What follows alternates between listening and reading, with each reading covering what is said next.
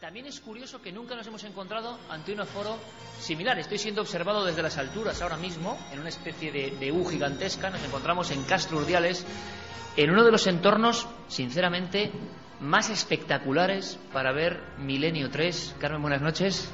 Buenas madrugadas, Iker.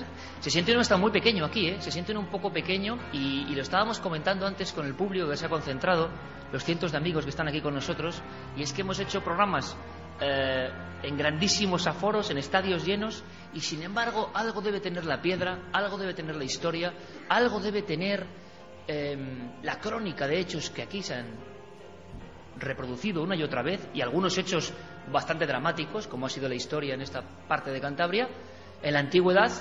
Y oye, uno está hasta cohibido, sobre todo porque también ve a muchos amigos. ¿Cuál es nuestra idea y por qué estamos aquí? Primero, por un aniversario, si no me equivoco, 25 años de la emisora de Castro Urdiales, de ser Castro Urdiales. Estamos de enhorabuena, nos han invitado para celebrarlo con ellos, y qué mejor ocasión.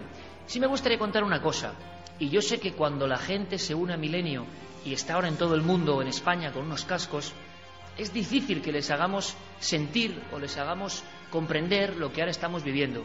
Es un grupo de personas en la sala, en la nave central de este castillo, fortaleza, faro, pero es que fuera hay mucha gente y fuera se ve el cielo inmenso, los hados están siendo propicios, no nos llueve, la inmensidad del cosmos encima de nosotros, las playas de Castro Urdiales por debajo, las luces tintineando, mostrando el perfil de esta ciudad que nos ha tratado con un cariño impresionante, como siempre nos ocurre en Cantabria desde nuestra llegada.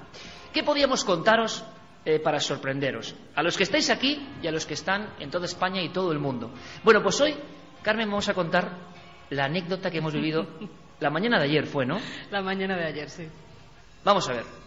La mañana de ayer nosotros llegamos al parador de Limpias. Habíamos llegado el jueves por la noche. Sí, exacto. Pasamos la primera noche del jueves en el parador de Limpias, en todo una normal, habitación muy agradable. Precioso, precioso. Y entonces alguien dentro del parador pone una cara: hombre, tú eres Iker y tal, sí. Y estás aquí por lo del fantasma, ¿verdad? Y yo realmente me sentí un poco mal, porque dije, no recuerdo yo, y a mí eso me sienta muy mal, digo, no recuerdo yo esta historia. Sí, aquí lo sabe todo el mundo, pensábamos que estabais aquí por esto. Y entonces empezamos a recordar, nuestro cerebro echó atrás, y empezamos a recordar una vieja historia que llegó incluso a las portadas de los periódicos.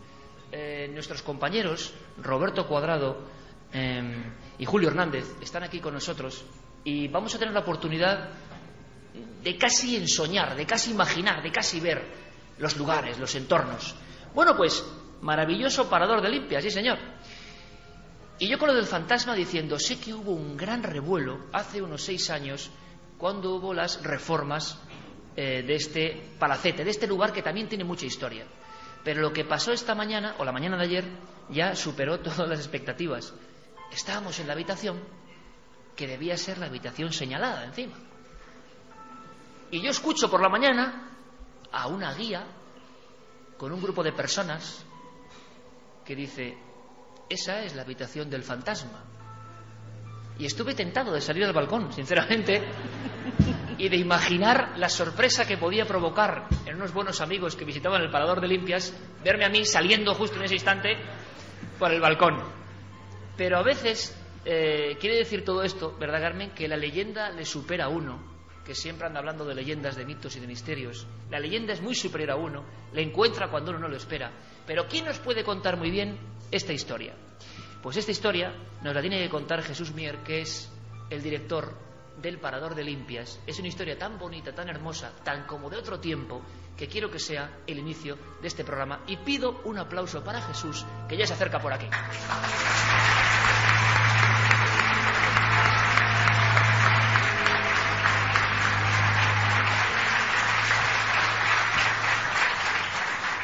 Pues aquí está Jesús ya con nosotros y en este lugar maravilloso, Jesús, vaya sitio para hacer radio, ¿eh? Sí, es fenomenal. Cantabria la verdad es que tiene muchísimos rincones espectaculares, pero este en especial tiene un encanto y yo creo que un poder tremendo. Tú has dicho la palabra poder, fíjate, yo creo que es importante, porque ¿cómo se mide eso, no? ¿Cómo se mide el poder de un sitio? Bueno, igual es una sensación muy personal, pero que desde luego los antiguos tenían seguro, y que seguro que también hemos dejado de entender. Nosotros fuimos al Parador de Limpias y a mí me impresionó la primera estampa en la noche del Parador, y yo pensé, aquí tiene que haber historia, pero claro, no imaginaba que tanta historia. Y eso que vosotros habéis venido en el mes de junio. En el mes de febrero, simplemente traspasar la primera arcada y encontrarte con este bosque telúrico que te transporta quizás a otra época, que ya es difícil encontrar este tipo de bosques, y con la historia que tiene detrás el Parador, realmente es estimulante para algunas personas, ¿no? Para otros quizás les da un poco de miedo, pero para la mayor parte de las personas es muy, muy estimulante. Es una historia, la del Parador, que comienza hace mucho tiempo, uno de esos palacetes o casonas que, por ejemplo, aquí en Casturdiales y en otras muchas partes de Cantabria podemos ver, ¿no? Es un lugar muy elegante. Se encuentra en un sitio, luego hablaremos del famoso Cristo de Limpias, quizá mucha gente que está fuera de aquí no lo conoce, también dio mucho que hablar en su época. ¿Y qué ocurre? Que hay unas reformas del Parador que quiere reconvertirse, hacéis una gran obra, y es cuando empiezan los rumores o las cosas, o surgen las leyendas. Sí, realmente fue a partir de la posibilidad de rehabilitar el antiguo palacio del conde de Albosch, don Manuel de Guilior, que fue un destacado personaje de la Villa de Limpias, y un personaje destacado de la época incluso a nivel nacional. Llegó a ser diputado nacional, llegó a ser ministro de Hacienda de Alfonso XIII. En su palacio se desarrollaron incluso consejos de ministros de la época, o sea que era un lugar y una persona muy destacada, ¿no? ¿Qué sucedió? Que, bueno, pues lo que sucede siempre con este tipo de inmuebles que quedan en desuso con el tiempo, y bueno, el gobierno regional de la época pues decidió adquirir el inmueble para darle un nuevo uso.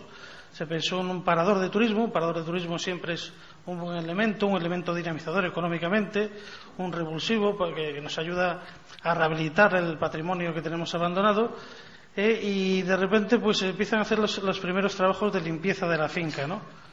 Y es curioso cómo aparece una persona que se llama Anita, y detectó algo. Todos sabemos que hay personas más sensibles, hay personas menos sensibles, y esta persona pues detectó algo en la finca y decidió de alguna forma investigarlo, ¿no? Entonces pues pidió permiso a la empresa que desarrollaba la obra para hacer visitas nocturnas, y ella desarrollaba una labor docente en un centro de formación. Entonces venía los fines de semana y por las noches, ¿no? Se le dio permiso, por tanto, desde la organización del Parador para pernoctar allí, como ha ocurrido en otras partes de España, con fenómenos supuestamente no extraños, pero que investigasen allí. Sí, ellos se pasaban noches enteras allí, porque esta señora había detectado algún tipo de fuerza, algún tipo de vibración que los demás pues no captaban, e incluso lo que ocurre 100.000 veces con esta serie de cosas, ¿no? Que es hasta tratado con cierta ironía, ¿no? Con cierta chabacanería, pero bueno, ella fue constante, continuó, y bueno, pues ella veía una serie de episodios que fue trasladando a la gente del lugar. Ella vio en alguna ocasión pues a una persona de una forma humana, en forma de mujer, vestida de oscuro, vestida de negro, que se trasladaba por allí, por la zona boscosa de la finca El Castañar, desde donde está ubicado el Parador. A partir de ahí fue ahondando en las experiencias, y bueno, pues detectó en otra ocasión su visión en una especie de cristal. Se veía como la sombra de los castaños y el rostro de esta mujer, ¿no? A partir de ahí, y conociendo la historia de la familia, pues la ubicó o desarrolló la idea de que pues, posiblemente fuese esa parte no material del ser humano de doña Margarita. Doña Margarita era una sobrina del conde de Guilior, y así fue como ella lo transmitió, así fue como cundió esa idea, hasta el punto de que incluso los obreros que estaban trabajando en la obra del parador, en alguna ocasión, pues alguno tuvo hasta un poco de miedo, no querían trabajar solos y esas cosas. Eso pasa habitualmente, ¿eh? Eso ocurre, que se cuentan cosas y el poder de la sugestión también es fuerte. Que no se asuste la gente que está escuchándonos si percibe algunos ruidos por ahí un poco curiosos. No son psicofonías. Yo estoy también un poco sorprendido, pero en fin, la noche es larga. Y ahí podemos, te agradezco mucho, Jesús, que lo cuentes y de esta forma tan gráfica, ¿no? Porque yo, cuando revisaba un poco la historia, decía, bueno, aquí tenemos, entre comillas, una especie de Palacio de Linares a la cántabra, o sea, una historia antigua, gente que asegura que pasan cosas y una historia documentada en un entorno muy especial. ¿Qué sabemos de esa historia concreta que puede interesar a la gente, Carmen? Pues fíjate que sabemos de esa experiencia, de ese grupo que tiene el permiso necesario para vivir allí varias experiencias, sobre todo para experimentar, para ver si lograban contactar con algo. Al parecer, una de las noches, en una de las ocasiones en las que se encontraban en el recinto, empiezan a escuchar una especie de piano que toca una melodía antigua, melancólica. Y no es solamente el supuesto espectro de Margarita el que se aparece, hay también una niñera que parece que tiene un niño de unos 2 años en brazos y va con esas vestimentas antiguas de las niñeras corriendo detrás de aquel pequeño que parecía que conocía perfectamente el entorno. Un lugar que sabemos que siempre, cuando han tenido historia, cuando, por ejemplo, en la Guerra Civil, si no estoy mal informada, había servido tanto de hospital como de prisión, como de cárcel. Había un antiguo archivo de acontecimientos en este parador de Limpias. Sí, ¿Qué había pasado? Además se llamaba eso Hospital de Sangre, ¿no? Era una denominación un poco extraña ahora, pero fue durante la Guerra Civil, pues cobijo para aquellas personas que estaban heridas y eran tratadas pues hospitalariamente, ¿no? Entonces sí que realmente llegó a tener un bagaje importante el edificio, y ese bagaje se vio reflejado en que una persona fue capaz de descubrir una serie de circunstancias paranormales, si queremos así llamarlas, y lo más importante no es que esta señora tuviese la sensibilidad suficiente como para captar eso, sino que lo transmitió, y la prueba está en que vosotros lo habéis vivido, en que ha cuajado en el entorno cercano, ha cuajado en la historia de Limpias, y yo creo que, al igual que el tema del Cristo, se formará siempre parte de la historia y el bagaje de esta localidad.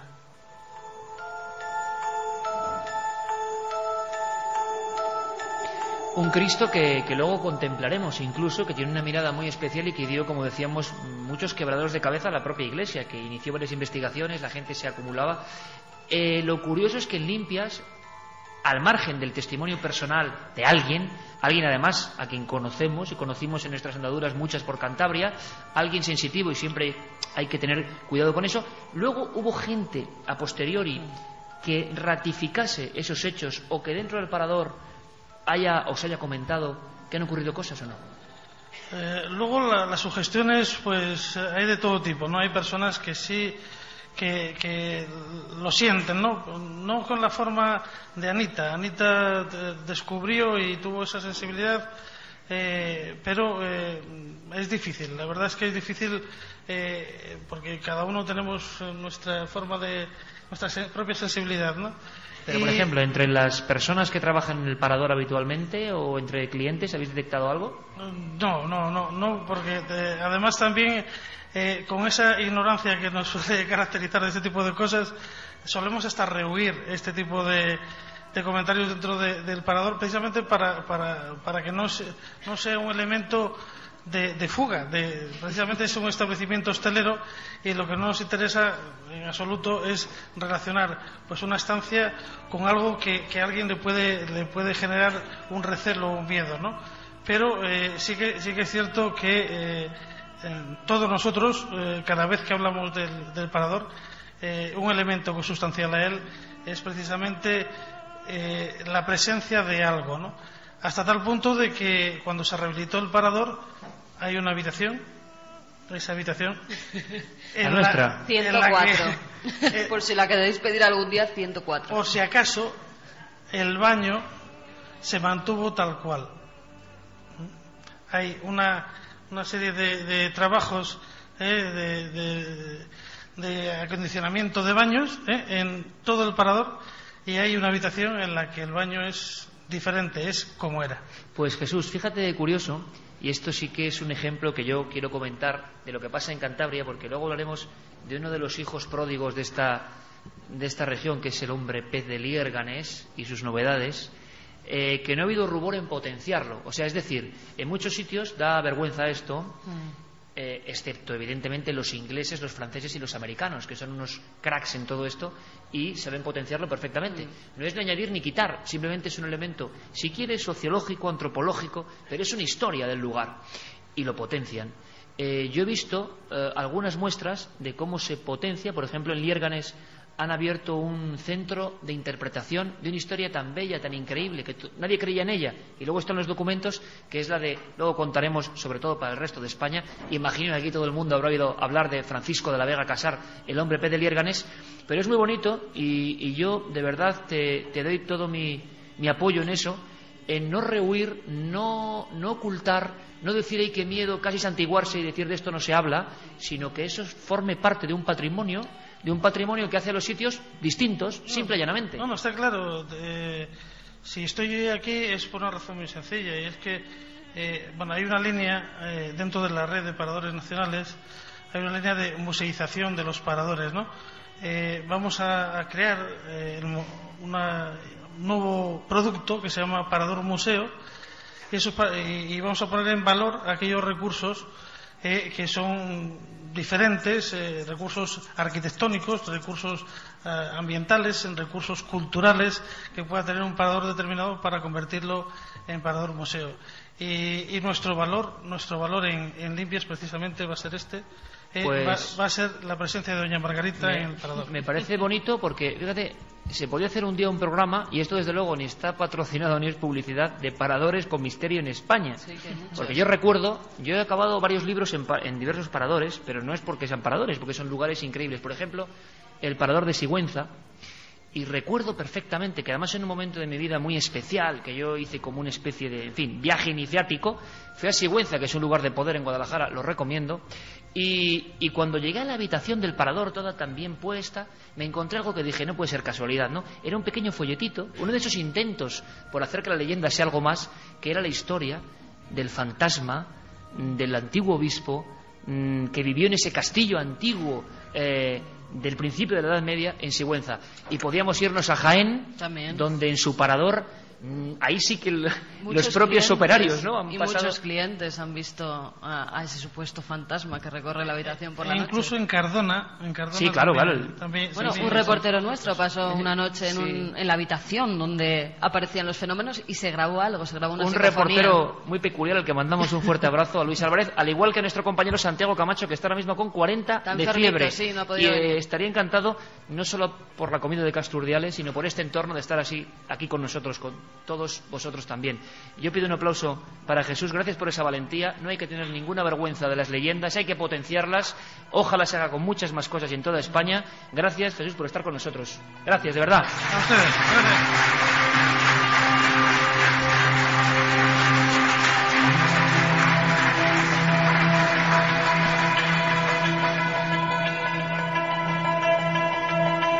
Le voy a pedir a mi buen amigo Julio Hernández que nos ponga un poquito de esta música. Mira, Julio, vamos a hacer una cosa. Y yo sé que a veces, claro, es que la gente que no está aquí, pues luego dice, Iker, ¿cómo haces estas cosas? Pero me gustaría que Dead Can Dance, esa música que estabas poniendo ahora mismo, amigo Julio, pues sonase, aunque sea unos segundos, solamente unos segundos, y chocase con la piedra, ¿no? Yo creo que desde la época más antigua, ahora dicen, hay amigos nuestros que investigan el nombre de Neandertal, dicen que igual tocaban instrumentos muy primitivos, no se sabe, que podían tener un lenguaje que también era compuesto de sonidos. Yo no creo que haya arte más noble que la música, que transforma nuestra conciencia. Y me imagino los ritos antiguos en las mismas cuevas de Cantabria, con música que este grupo, que es una de mis devociones, grupo que ya no existe, Dead Can Dance, hizo basándose casi en viejas historias de ritos de la antigüedad. Y fijaos cómo suena en un castillo donde han pasado muchas cosas y donde la historia sigue ahí, presente. Es que la gente nos envíe sus mensajes, sus correos, y que esté también un poco presente con nosotros, aunque tenemos ciertas dificultades, pero por una cosa obvia: son tan gruesos los muros de piedra, de este lugar, que ni wifi, ni gaitas, ni modernidades ninguna, ¿no? Aquí los que construían esto sabían muy bien lo que hacían, ¿eh? Sí, sí. Y querían un lugar de recogimiento, o sea, que entiendan perfectamente los posibles problemas técnicos que tenemos de conexión. Dejadme que os cuente una pequeña historia, y ya sé que yo en esto tengo peligro, pero es así, ¿o no es así? Hay un lugar que se llama el Castillo, la Cueva del Castillo, que es un lugar muy especial y que está muy cerquita de Puente Viesgo, que es otro lugar muy especial. Y es que parece redundar, pero ese Cantabria es así. Es un lugar diferente, tiene cosas como ancestrales que todavía casi se pueden tocar pues con la yema de los dedos. Ahora el público que está aquí, en este Castillo Faro de Castrurdiales, tanto dentro como fuera de la construcción, están viendo una curiosa imagen que yo puedo decir que también me marcó profundamente. Es una historia muy bonita, y es una historia, como yo decía, del cine de la prehistoria. Resulta que con Chema Ceballos, uno de esos hombres auténtico visionario en el buen sentido del mundo de la prehistoria, gente con la que puedes imaginar cómo fue la magia antigua de estos entornos, a veces tan desconocidos, por desgracia. Y cuidado, que en Cantabria tenéis un buen puñado de cuevas que son patrimonio de la humanidad, pero que en mi opinión siguen sin ser conocidas en ese otro nivel. Nosotros comprendemos y apoyamos eso que se llama arqueología, y los datos y los números y las mediciones y la ciencia pura y dura, que es con la que avanzamos, ¿de acuerdo? Pero otra cosa es lo que se siente en algunos de estos lugares. Y yo os puedo decir, amigos, que a mí el corazón me dio un brinco cuando, estando en el castillo, poniendo unos focos, que la luz es muy importante, en una de las piedras que está tallada y que tiene un grabado de una especie de hombre bisonte tremendo, de un inmenso poder, y que quizá hace más de 20.000 años dejaron allí las personas que vivían cerca de Puente Viesgo y que eligieron por algo ese lugar, iluminando con los focos de la televisión. Fue una experiencia increíble, ¿no? Mezcló esa tecnología con las cuevas. Vimos, como ya conocía muy bien Chema, como conocía muy bien Marcos, que va a estar con nosotros, vimos que la pared hacía figuras, la pared se convertía en algo vivo, y la pared a veces mostraba una especie de demonios, por ejemplo, de patas que casi parecían dos patas de cabra, en un icono antiquísimo, una especie de capa o de traje, una especie de jiba e incluso un único cuerno en la cabeza. Pero es que eso se movía, ¿recuerdas, Carmen? Eso se movía por toda la sala. Y justo era el lugar de poder, el lugar casi de establecimiento, una gran explanada, y uno podía imaginar al viejo chamán de la prehistoria contando las cosas del mundo y del inframundo a la gente que estaba ahí. Y yo os digo una cosa, amigos, con una música muy parecida a la que está poniendo nuestro compañero Julio, con los cascos y viendo esto dentro de las cuevas, cosa que yo recomiendo que hagáis, ¿por qué no? Tuve una experiencia de decir, qué cerca estamos del misterio. Qué cerca estamos de los misterios más profundos del hombre, del inicio de las religiones y de tantas cosas importantes, y que pocos, excepto especialistas, le hacen caso. Yo quiero tener aquí con nosotros a Chema Ceballos, a Marcos García, que han sido y son los directores de conservación de Cuevas de Cantabria, casi nada, y sobre todo son amigos que me enseñaron un mundo nuevo. Chema, Marcos, bienvenidos.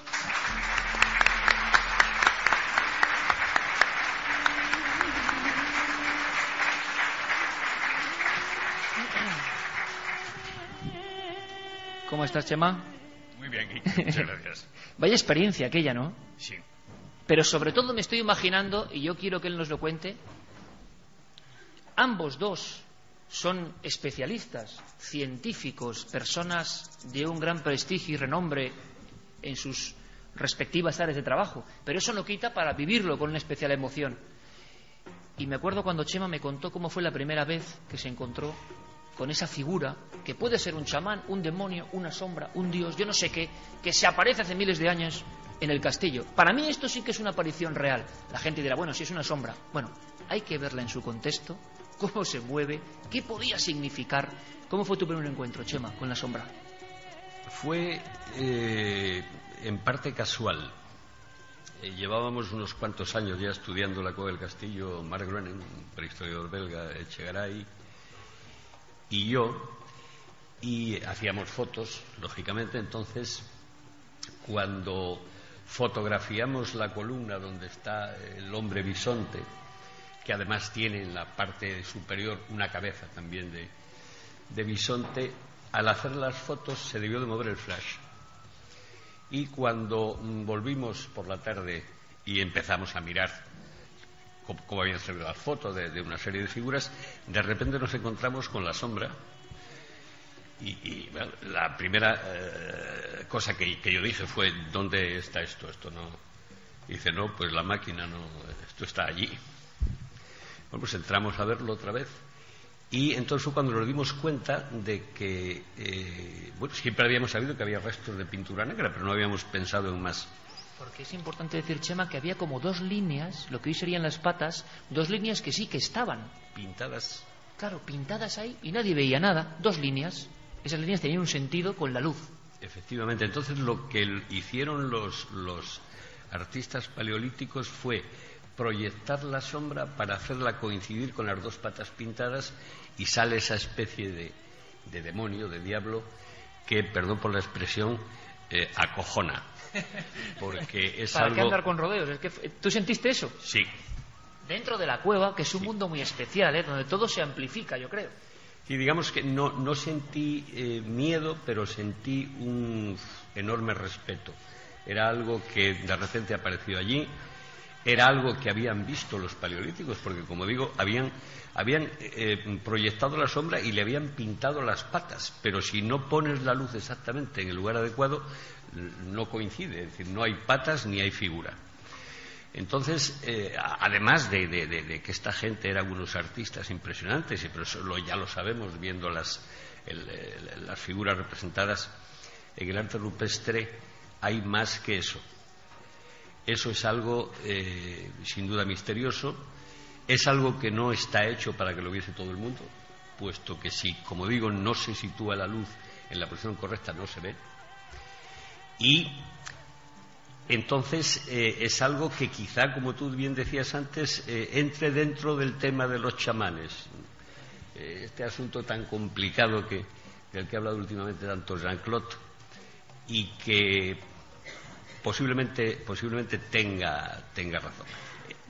En cualquier caso, va a ser muy difícil poder demostrarlo, pero evidentemente en las cuevas hay cosas pintadas para que las vea todo el mundo y cosas que están pintadas para que las vean unos pocos. Quizá... Es muy curioso, Chema, y esto yo creo que hay que divulgarlo, ¿no? Nosotros hicimos ese documental que los aquí presentes han visto, del Salto Infinito, una auténtica locura televisiva, desde luego, hacer 2 horas de arte rupestre tal y como está el patio en la tele. Sin embargo, la gente respondió, y respondió porque se ha contado quizá poco. Por ejemplo, todo el mundo, muy poca gente sabe a nivel normal, a nivel de no interesado en prehistoria, que el descubridor de la primera cueva rupestre en la historia era un cántabro, Marcelino Sández Autuola, y que encima nadie le creyó, o casi nadie le creyó, y que prácticamente murió de pena con una cosa que ya está tan establecida como Altamira. ¡Qué maravilla! Bueno, pues en su época casi nadie le creyó. ¿Cuántos Autuolas quedan todavía que descubren cosas y nadie les cree, o casi nadie les cree? Pero hay un poco más allá. La propia Altamira, que todo el mundo tenemos el icono, que es el icono, por cierto, de esta comunidad autónoma de Cantabria, y es un símbolo, creo que, de lo que es la península ibérica y lo que significa. Bueno, poca gente sabe, Marcos, que en la cueva de Altamira, bienvenido por cierto, Marcos, buenas noches. Gracias también por toda tu ayuda en ese y otros viajes. Poca gente sabe, yo quiero contarlo aquí porque debe contarse aquí, que uno deja esas salas maravillosas donde, por cierto, uno trasciende. O sea, yo puedo ser muy especial, pero de verdad que no soy nada sensible o sensitivo, y sin embargo en estas cuevas de Cantabria yo he estado más cerca, repito, que nunca del misterio, del auténtico misterio. Bueno, pues uno va pasando por Altamira, tuve esa experiencia, y se mete luego en la Cola de Caballo, que es otra especie de cueva distinta casi. Es Altamira, es la misma cueva, pero es como si, como decía Chema, hasta aquí lo público, lo que todo el mundo puede ver, y a partir de aquí te vas a meter en las tinieblas más profundas. Y es que hay imágenes de caras, de rostros que hay que imaginarlos avanzando con la lámpara de grasa en solitario y por un tubo donde casi uno no cabe, rostros casi hipnóticos que miran, es solo un ojo, es solo una boca sonriente. Eso existe y la gente lo conoce poco, Marcos. Y los que habéis estado pateando eso, es imposible de dividir de la emoción, eso se siente, es un lugar muy especial. Así es, la zona final de Altamira, lo que se llama la Cola de Caballo, realmente está la zona, es el sector más enigmático que tiene Altamira, ¿no? Es como entrar, como has dicho, en otra cueva y casi podríamos entrar en otro mundo. Y entramos en el mundo de las paredes, por así decirlo, de las paredes que nos hablan. Tú antes al principio has dicho una cosa que es importante, que las cuevas son... Has dicho que es viva, no es que sea viva, es que es un elemento vivo, es un ser orgánico, ¿no? Nosotros tenemos un condicionante, tú también has hecho una referencia a la ciencia, y es que nosotros solo nos creemos aquello que vemos. Y probablemente la gente que pintaba en las cuevas, que grababa en las cuevas, no entendía las cuevas como las entendemos nosotros. Nosotros vemos todo el rollo científico de cómo se forma el agua, etcétera, sino que esta gente toda esa dimensión no la tiene explorada, no tiene ese conocimiento científico. Y muy probablemente las cuevas no eran sino nada más que un elemento más de la naturaleza, un ser orgánico. Probablemente cuando entraban dentro de ellas, acompañados por una lámpara, por una tea, que lo que hacían no era sino mover las paredes por todos los sitios, muy probablemente ellos entendían que las paredes les hablaban. Y eso es lo que hay en la zona final de Altamira, eso es lo que hay en ese chamán, vamos a decirlo así, que habéis hablado con Chema en el castillo, y que también hay otras cuevas, que son los aprovechamientos de los relieves. Esta gente entraba a las cuevas, veía formas naturales, pero no es que las veía, muy probablemente las formas de los soportes, vamos a decirlo así, que les hablaban. Esto que a nosotros nos suena un poco a, vamos a decirlo así, a chino. En muchos grupos primitivos actuales todavía existe esa relación de diálogo entre los elementos naturales, entre los ríos, entre los árboles y también incluso entre las paredes. Yo me acuerdo en el año 99, creo que fue, en una reunión de Patrimonio Mundial en Portugal, vinieron unos aborígenes que eran la primera vez que salían de Australia, y cuando les bajaron al sitio donde estaba el arte rupestre, empezaron a tocar todas las paredes en Fozcoa, tocar las paredes con los animales que había, ¿no? Y decían que es porque las paredes era el vehículo para hablar con el más allá. El más allá depende de las sociedades que sea, tiene muchos sentidos, ¿no? Y muy probablemente es esto de lo que estamos hablando en Altamira, de lo que estamos hablando en el castillo. En concreto, en el castillo está esa imagen proyectada de humano, vamos a llamarse humanoide si queremos. Hay otra cosa que es espectacular, que es una máscara. Chema la conoce bien, él me ha introducido en esas partes, por así decirlo, que es un relieve natural casi que te cae del techo y se te proyecta una cara de un animal, ¿no? Mire, o más que miedo, que esto es muy curioso, lo decía Chema, una tremenda poder, una tremenda majestad. Quizá como cuando uno está en un lugar así y ve una virgen románica, sea creyente o no, si es que da lo mismo. Uno ve una imagen y dice, o uno ve uno de esos niños vudú de África o Oceanía con un cuerno en la cabeza, por cierto, Chema, que la figura es como la tenemos muy marcada en todas las culturas, y uno se queda, le gusta el arte más o menos, se queda impresionado. Seguro que os ha pasado, y le ha pasado a los oyentes, que una pieza os transmita algo que no sabéis definir con palabras, pero está ahí. Nosotros tuvimos alguna otra experiencia. Después de viajar por Cantabria, viajamos por Francia, y viajamos, por ejemplo, a las cuevas de Nió, otra Altamira, vamos a llamarlo así, pero en Francia. Y tú recuerdas lo que era la oscuridad allí y dormir allí, acostarte un poco intentando entrar en un sueño en la oscuridad de una cueva, que es una cueva enorme, que parece una novela de Julio Verne, que se extiende como hacia el centro de la tierra, ¿no? Pues se sentían cosas. Tiene un gran salón, un inmenso salón, como suelen tener además las cuevas. Yo creo que allí incluso me imaginaba a los niños pequeños viendo en el castillo cómo se movía esa figura, ¿no?, en un antiguo cine.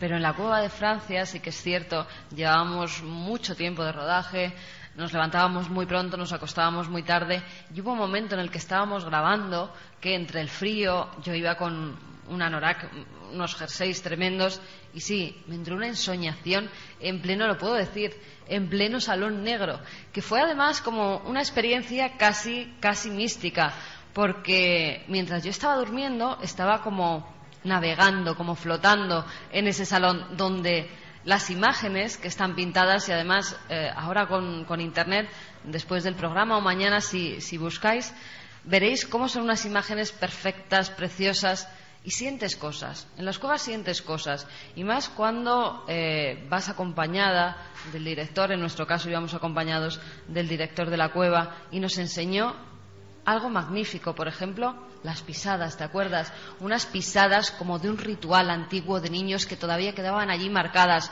una especie de baile que habían llevado a cabo unos niños de aquella época y que hoy teníamos y podíamos ver. ¿Y por qué hacían esos rituales? ¿Y por qué en ese sitio? Pues todo tiene un porqué. Y yo quiero añadir una cosa para hablaros de una cueva de Casturdiales, muy especial, muy singular. Y es si los rituales son en un sitio y por qué. Y sobre todo, yo a uno de esos prehistoriadores le decía: oye, si se descubre algo en una de estas galerías remotas y se pone una verja y casi nadie entra, ¿qué pasa? Bueno, pues casi nadie lo descubre. Y yo decía, es la magia también de la prehistoria y las cuevas, que pueden pasar muchas cosas y durante años y años y años no llegan al gran público. O sea, que hoy mismo, en las entrañas, por ejemplo, de Cantabria, puede haber cosas asombrosas que no llegan al gran público y que están ahí cerradas. Y yo quiero hablaros de una de esas cuevas que por lo menos a mí me ha impresionado enormemente.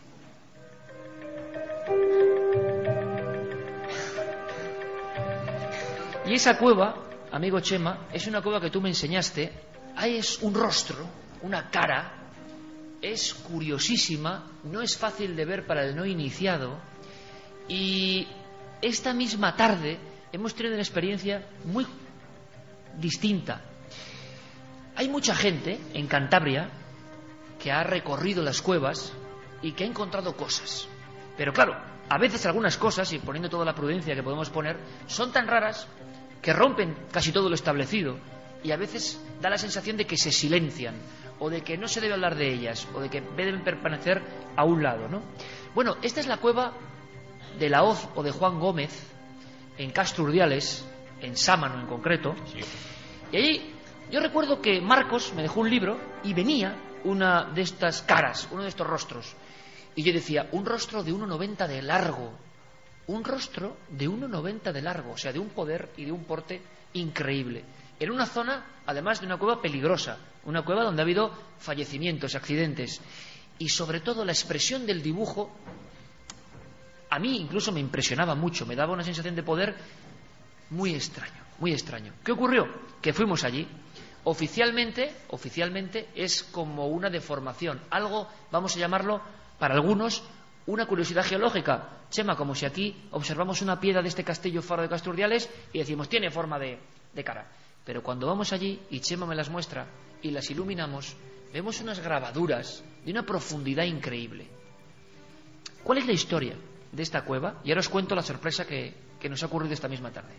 ¿Cómo se descubre esta cueva y por qué es tan polémica, Chema? ¿Por qué sigue siendo, no sé si decir una bestia negra de la arqueología, o que no se pone nadie de acuerdo, porque no se parece a nada? Y está en Casturdiales, por cierto. Yo creo que el problema de esta cueva, precisamente tú lo acabas de decir hace un momento, ha sido que se sale de lo normal. Es decir, lo que hay en Juan Gómez no lo hay en otra cueva. Hay caras como esa de 1,90, pero las hay de 3 metros. Creo que en total son 6. Esa, por ejemplo, en concreto, que se veía en la televisión, está muy clara. Tú recuerdas cuando vimos las otras que no se veían tan bien. Una vez que las localizas o las visualizas, digamos, se pueden ver mejor. No obstante, es una cara de perfil, para quien no lo sepa, una cara de perfil, nariz aguileña, boca abierta y una especie de sombrero con penacho y una especie de barba también. Sí. Entonces se requiere una iluminación adecuada también, y yo tuve la suerte de ver en su día con Félix González Cuadra, el descubridor de la cueva, pues las figuras, y como digo, se veía muy bien. De todas formas, eso tiene algo de muy especial, y es que además del grabado que se encuentra, eso fue modelado, yo creo que es paleolítico sin duda ninguna, pero es un bajorrelieve, vamos a decirlo así, un bajorrelieve con miles y miles y miles de años. Claro, hubo un momento en que la caliza se descompuso, y entonces cuando estaba blanda, con los dedos y fueron haciendo todo el borde, todo el contorno de la cara. Posteriormente hubo una recalcificación otra vez, la piedra volvió a endurecerse y es como la encontramos en la actualidad. De todas ellas, esa que se ve reflejada, que veíamos en la televisión, es la que mejor se conserva. Las otras han sufrido posteriormente cierto deterioro natural. Ha habido formaciones estalagmíticas encima, etcétera, que las hacen un poquitín más difíciles de ver, pero vamos, que son... La gente está preguntándose, bueno, y para que os hagáis una idea, en toda la prehistoria apenas se reproduce el hombre. Hay muchos animales, hay algunos hombres, pero muy... no voy a decir insignificantes, ¿verdad, Marcos? Pero sí que no es normal un retrato tan gigantesco. ¿Qué representa esta figura, nariz aguileña, boca abierta, un aspecto incluso tan hosco o que impresiona? Os lo digo, yo ahí con Chema y con Sergio Fernández de Pinedo, nuestro jefe de imagen de Cuarto Milenio que anda por ahí, nos quedamos impresionados ya. Tuvimos la sensación de echarnos casi hacia atrás al ver aparecer la cara. Bueno, si se hizo así en esta cueva de Sámano tan poco conocida, ¿por qué creéis que se hizo así? ¿Y qué sentido tenía eso? Yo diría además una cosa, fue algo que debió de ser muy importante para los artistas que en su momento lo hicieron, los o él. Y digo esto porque algunas caras están a 7 u 8 metros del suelo. Y claro, para hacer una cara de 3 metros de altura a 7 u 8 metros del suelo, que requiere poner andamiajes y una serie de cosas, debió de ser algo que efectivamente de alguna manera les impactaba, algo terrible. Porque aparte de eso no hay, exceptuando un signo laciforme que hay en la entrada de la cueva, rojo, no hay más cosas, ¿no? Se habla de grabados, pero vamos, puede ser, en cualquier caso es dudoso. O sea, fueron a hacer esas caras al fondo de la cueva, además al fondo de la cueva, como bien vimos, las modelaron, pero para hacer todo eso tuvieron que poner andamios, en fin, tenía que ser algo que se salía de lo normal, así como las caras se salen de lo normal, porque no hay en otras cuevas nada similar. Y sería, podemos especular, un dios, un hombre, un icono al que adoraban. Yo voy a hacer una pregunta a Marcos, que es, Marcos, ¿por qué es tan poco conocido esto? Ocurre aquí en Casturdiales y mucha gente, Chema, de Casturdiales no conoce esta historia. Luego os contaré la anécdota con el descubridor de estas caras.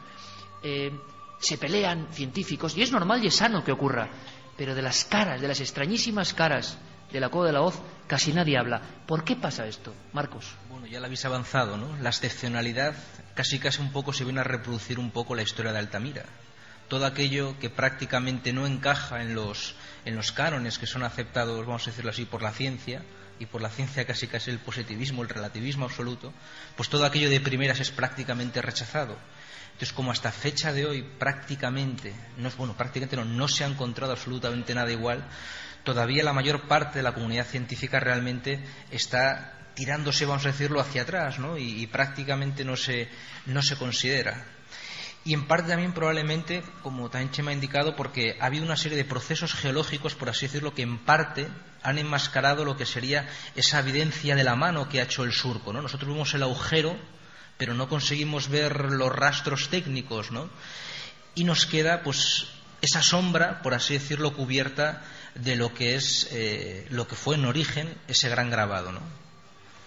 La impresión que no es una cueva que se suele visitar, ¿verdad, Chema? No es fácil visitarla. Se puede visitar solicitando un permiso en la Consejería de Cultura, sí, por supuesto. Lo que ocurre es que, como ya visteis, la cueva no está urbanizada, no es peligrosa incluso. Ha habido algunos accidentes incluso porque no es fácil. Espeleológicos, efectivamente. Entonces, bueno, yo diría que a quien le guste el tema que estamos tratando debería de verla, pero a quien no le guste este tema no iba a ver nada en la cueva, es decir, se iba a aburrir, porque claro, no es igual ver un bisonte, no sé, o una mano en el castillo que ver esas caras, es algo diferente y además es que se sale de lo normal. De entrada se sale de lo normal y entonces no es lo que tú esperas ver en una cueva prehistórica. Es otra cosa. Chema, una recomendación no para la gente que está aquí en Casturdiales con nosotros esta noche tan especial, sino para toda España. Casi en titular, que la gente venga a Cantabria y tú dirías, para ver y sentir qué cueva. Bueno, hay dos tipos de cuevas. digamos, para el visitante no experto. Las cuevas que tienen muchas formaciones naturales que son muy bonitas, por ejemplo la cueva del Soplao, cuevas como la cueva de las Monedas, que también es muy bonita geológicamente y que además tiene arte rupestre, y cuevas donde se va o se debería ir exclusivamente a ver arte rupestre, que es el Castillo o la Pasiega, por ejemplo, ¿no? Que son potentísimas y claro. Uno, casi le guste el tema o no, va a sentir cosas. Sería bonito invitar a toda esta gente, ¿no?, a que la recorra. Yo estoy seguro que mucha gente de aquí... voy a hacer un experimento de esos. ¿Cuánta gente ha estado, por ejemplo, aquí en la Cueva del Castillo? ¿Podéis levantar la mano? Pues fíjate, queda mucha gente, Chema, sin ver la Cueva del Castillo. Hay que animar a la gente a que se reencuentre con los primeros misterios. Yo quiero de verdad un aplauso grande, importante. Esta gente me enseñó un mundo nuevo y a mí me sorprenden ya pocas cosas. Pero aquí debajo, en Cantabria, hay tanto por descubrir, incluso pequeñas cuevas casi, vamos a llamarlo heréticas, ¿no?, que se salen de lo normal. Marcos García y Chema Ceballos, la gente que enseñaron a otros las cuevas y ahora las conservan, y que de verdad, de una forma muy humana, de una forma muy especial, viviéndolas de verdad. Os imagináis a Chema, ¿no?, en aquel momento en que ve que las dos patas negras son algo mucho más poderoso, muy cerca del misterio y enseñándolo pues para todo el mundo. A mí me gustaría mucho que los niños, que la gente fuese a las cuevas. Quizá los niños que ven como nosotros ya no vemos, entiendan el misterio de las cuevas mejor que nosotros. Chema, Marcos, ha sido un honor contar con vosotros y espero que nos aguarden muchas aventuras. Gracias. Me ha puesto cara de susto mi compañero Carlos Largo, porque le he hecho un gesto. Le he hecho un gesto que qué significa no lo sé, luego lo descubriremos. Qué emoción, oye, es que me da mucha emoción y me siento muy, muy honrado de estar con gente como Chema o como Marcos, no sé, que vibran de una forma muy especial. Y es que hoy nos ha ocurrido algo, ¿verdad? Uh-huh. Se ha acabado esta cadena de alguna forma de la cueva de Casturdiales, de la cueva de Sámano. ¿Qué nos ha pasado? Bueno, pues vamos a seguir contando secretos. Y que llevaba toda la semana empeñado, tengo que conseguir la foto, esa que habéis estado viendo, la de ese perfil, ¿verdad? La teníamos en algún sitio, en casa hemos estado pues con el archivo completamente revuelto por una serie de cambios que teníamos. Pero empeñado, ¿eh? Yo y soy empeñado, muy pesado. y sí, os lo puedo asegurar. Y entonces, toda la semana, y dónde la teníamos, y busca en este libro, y busca en este otro. Total, que al final nos vinimos sin la fotografía porque era imposible encontrarla. Y hoy, cuando estábamos comiendo, hemos empezado a hablar de esa fotografía y de esa cueva. Y justo nos dice el alcalde: pues tenéis al lado al sobrino del hombre que la descubrió. A Chus. Y entonces nos quedamos, ¿cómo? Sí, que si queréis le llama a Félix, a este hombre que descubre la cueva, y bueno, podéis hablar con él. Y entonces ahí que se le ha iluminado la cara, ya no quería postre, ya no quería absolutamente nada, y solo difícil. quería ir a ver. Y de verdad os contamos estas cosas porque estamos en este ambiente, ¿no? Entre amigos, pero hablando para toda España y para todo el mundo, ¿eh? Milenio 3 es un programa que ya tiene tanta audiencia en las emisoras de radio como en todo el mundo, y eso nos enorgullece. Y a mí me gusta mucho que, por ejemplo, el nombre de este buscador, Félix González Cuadra, pues surja para todo el mundo. Pues entre Internet y la emisión, para más de 1 millón de personas en el mundo. Porque yo creo que hay gente que todavía sigue teniendo ese empeño, que sigue buscando a contracorriente incluso, y se encuentra con cosas. Y hemos acabado en casa de Félix González Cuadra, que fue la persona que encontró estos rostros y que yo creo que tenía la misma pena que pudo sentir, salvando las distancias, o no lo sé, un Sautola cuando nadie le creyó. Y cuentan que casi murió de pena porque cuando llegaron los franceses dijeron, Mon Dieu, ¿no? ¿Qué es esto de una cueva en Cantabria con pintura rupestre y con arte? El hombre no pinta las cuevas. Hasta que el pobre Sautola murió, Vilanova, que era otro catedrático que le apoyaba, murió, y en Francia, mucho tiempo después, sí se descubre que el hombre pintaba las cuevas. Y entonces dijeron, tenía usted razón, pero llevaba muchos años muerto. Mi impresión, repito, salvando las distancias, es que todavía quedan algunos Sautola, que todavía queda gente, no solo en Cantabria, sino en el mundo, que se ha encontrado con cosas y que ha empeñado a veces su vida en acercarse a esas cosas. Gente con una sensibilidad muy especial, equivocados a veces, seguro, y otras no. Pero cuando yo he estado hoy delante de este hombre, mirando al mar de Casturdiales en esa terraza, he sentido que estaba delante de otro hombre de poder, de un hombre que sabía muchas cosas. Él me decía que un día iluminó la cueva entera, en diferentes puntos, y entonces me dijo que esas caras prácticamente hablaban, que esas caras manifestaban su enorme poder, que esas caras quizás sean más antiguas que todo lo que conocemos y que casi nadie les hace caso. Es como si quisiéramos olvidarlas, esos rostros un poco desagradables incluso. Yo creo que es un pecado olvidar tanto a las caras como a las personas que a contracorriente han demostrado con fe su teoría. Una pequeña anécdota. Sautola, el bisabuelo del señor Botín, que no sabía de prehistoria en el sentido de que casi nadie sabía de arte prehistórico, descubrió Altamira. Por una casualidad no lo creo.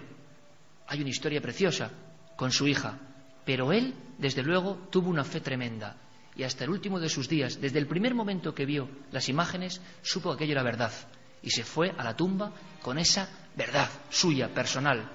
Yo creo que hay que hacer justicia, hay que investigar. Hay mucha gente en esta tierra que está descubriendo cosas que quizá podrían dar un giro a la historia.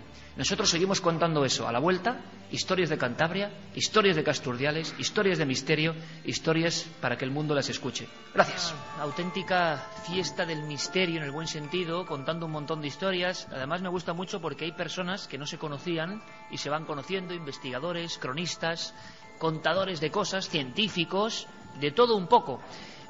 Porque es un problema cuando uno habla de Cantabria y se da cuenta de la cantidad de historias que hay. Y estamos no contando algunas que ahora vendrán. Evidentemente, es casi un pecado estar aquí y no hablar de uno de los sucesos cántabros que trascendieron las fronteras, como es el caso de Garabandal, pero desde otra perspectiva incluso, desde otra perspectiva.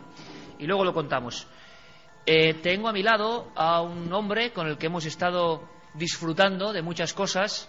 Es el alcalde de Casturdiales, Fernando Muguruza, y él me ha contado una cosa y me ha enseñado una cosa, un cuadro que me ha estremecido. Pido un aplauso para él, por favor.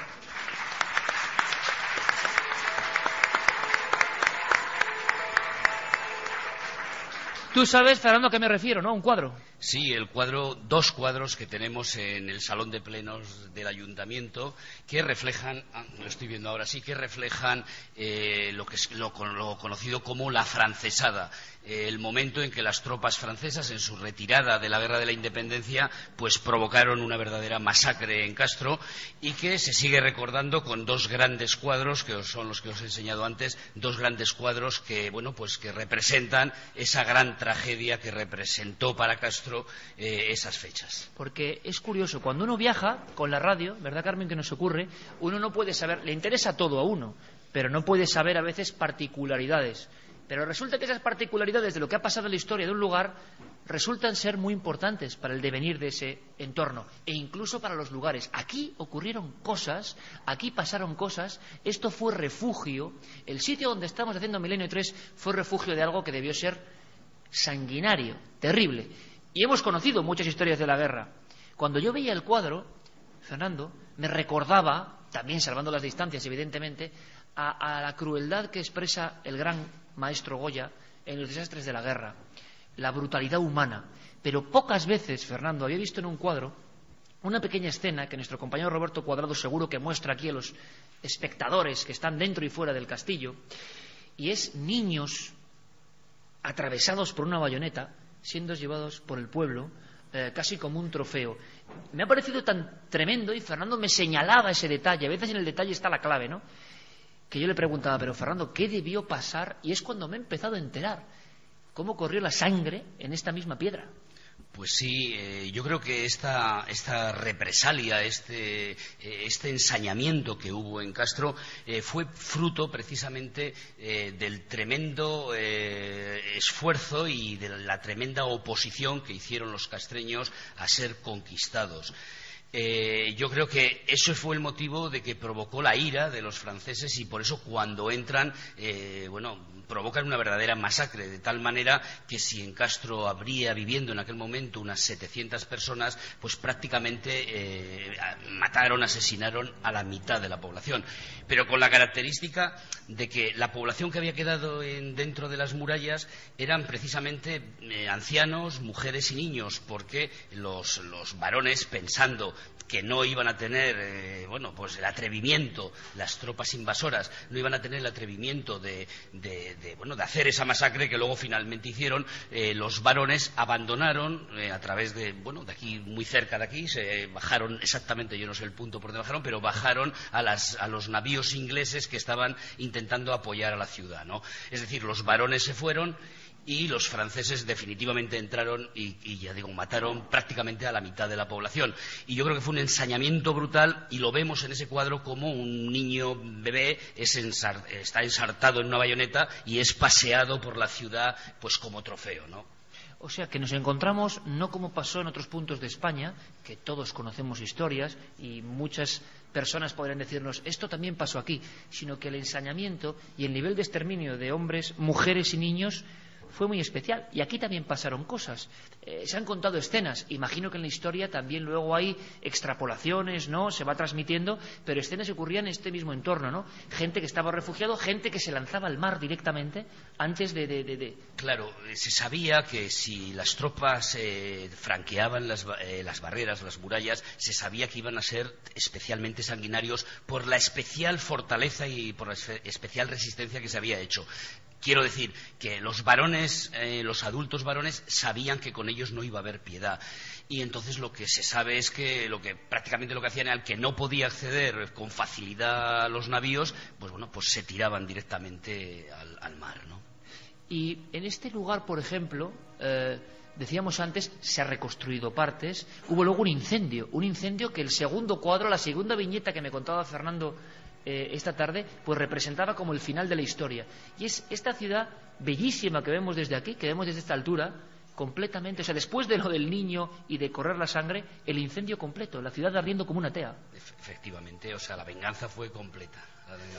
Y eso que resistieron, que en el cuadro se ve como las mujeres valientes tiraban aceite hacia los soldados franceses, incluso los esperaban en las esquinas con grandes cuchillos para defenderse. Dentro del cuadro hay mujeres portando los puñales y apostadas en las esquinas. O sea, tiene una fuerza tremenda de lo que debió ocurrir. El carácter castreño, pues desde luego ahí se manifiesta. Yo también supongo, ahí es un suponer, pero que estamos hablando del año 1813, prácticamente la retirada de las tropas napoleónicas de la península, que iban realmente vencidas, realmente derrotadas en el resto de España, porque como sabemos la Guerra de la Independencia finalizó en el año 1814, un año después. O sea, prácticamente desde el año 1808 que surge el 2 de mayo en Madrid, que prácticamente estaban ya de retirada, una retirada, pues que fue, yo creo, de las primeras derrotas que tuvo las tropas napoleónicas. Fue un verdadero varapalo para Napoleón, ¿no? Yo me imagino que todo eso supondría la ira de las tropas y ese ensañamiento, repito nuevamente, no ese ensañamiento tan brutal. Pero es curioso, Fernando, porque esta misma tierra lo ha sufrido en otras ocasiones. Luego quizá comentemos alguna de esas escenas, que a veces con escenas es como aprendemos de los crucificados en los montes, no muy lejos de aquí, en las guerras cántabras, ¿no? O sea, ha habido una historia muy apasionada, muy violenta en ocasiones, y eso parece que queda en algunos lugares. Mira, Fernando, nos va a contar Carlos, creo que lo podemos escuchar por aquí. Carlos Largo, compañero, buenas noches. ¿Me oís? Te escuchamos, sí. Yo no sé si ha habido una pequeña interferencia, pero yo creo que el sonido es limpio, porque yo tenía un interés especial. Tú has salido de este recinto, la visión es absolutamente espectacular. Yo decía al principio que nunca he visto un lugar para hacer Milenio 3 con estas vistas, pero me gustaría tener algún dato del lugar donde estamos, exactamente donde estamos, en este Castillo Faro. Pues tal y como lo ha descrito muy bien el alcalde, estamos en una de las partes más altas de Castro Urdiales. Es una, digamos, formación rocosa en donde está este Castillo Faro, muy cerquita de la iglesia gótica de Santa María. Es un edificio del siglo XII. Y bueno, pues tal y como contabais, por aquí han pasado muchos relatos históricos.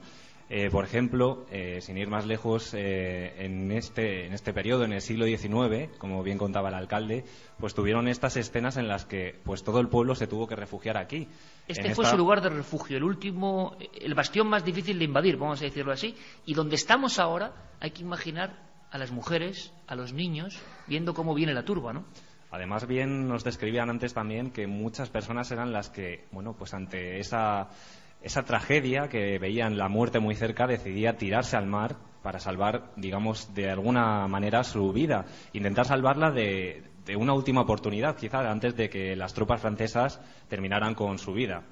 Y bueno, pues este edificio, como decíamos, tiene también otras historias. Por ejemplo, en el siglo XVI-XVII quedó prácticamente abandonado, únicamente servía, digamos, como refugio de algunos elementos de artillería, como pólvora, pero luego se fue reconstruyendo poco a poco hasta el siglo XIX, como recuperamos esta nueva época, en la que ya se inauguró el faro que ahora mismo me encuentro aquí en el patio del castillo y que está iluminando esta zona costera.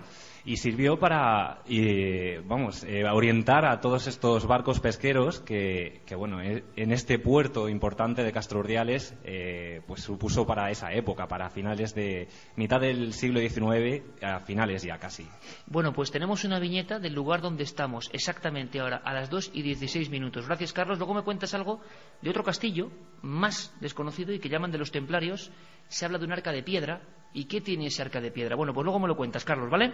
Muchas gracias. Fíjate, Iker, antes justo de entrar a hacer el programa, un chico que además está ahí me decía, ¿os han contado lo de los grilletes en el muro? Bueno, al parecer, ¿Los billetes en el muro? Grilletes que se ponían en la cara que da hacia el mar, aquí en el castillo.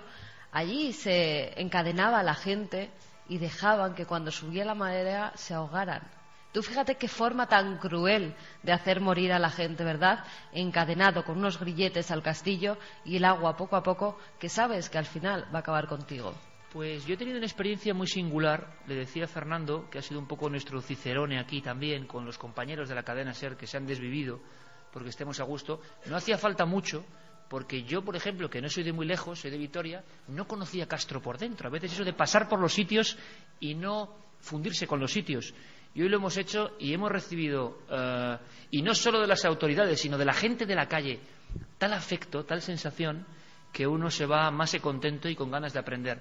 Por eso contamos algunas historias y vamos a seguir contándolas, no solo de cuevas, de faros y de asedios, de un lugar que nos ha parecido maravilloso y como la forma de su playa nos ha abrazado a la nave del misterio. Fernando, mucha suerte, muchas gracias y hasta la próxima, amigo. Muchas gracias a vosotros.